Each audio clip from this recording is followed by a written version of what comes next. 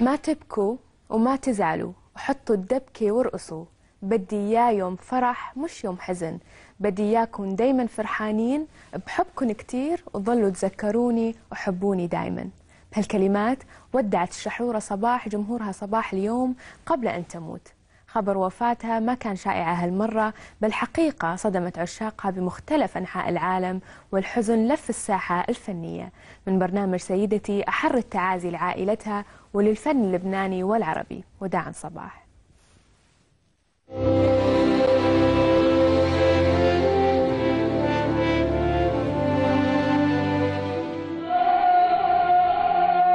بالقوف اختصرت آهاتها، بجمالها حكت قصة حب للحياة، وبكلامها كانت صوت للحقيقة. شحرورة الوادي رحلت اليوم، وشمس الشموس حجبت نورها. لولا ما نحبكن أنا ما عشت لهلا.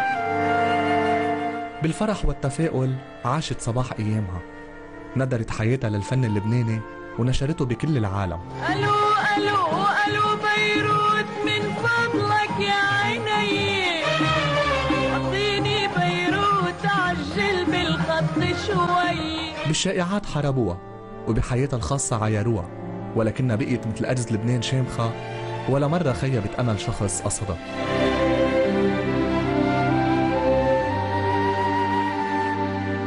صباح ما كانت مجرد فنانة عادية، صباح كانت الأمل اللي بيتنفسوا أي عربي اشتدت عليه الأيام، وحضورها كان مثل الشمس بريء ومن نوع نادر. اضحك يا قمري وضوي على البشر، وخلي نجوم الليل تغني ليلي يا عيني عالسهر. كانت رمز، كانت أسطورة، كانت مراية للإبداع والتجدد، وحتى بعز ضعفها كانت منبع للعزيمة.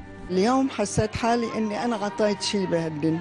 بوجودك فرحنا، وعلى أغانيك سهرنا عشقنا وحبينا، وبغيابك رح نبقى على الوعد إنك تكوني شمسنا وفرحنا والضحكة اللي ما بتفارقنا.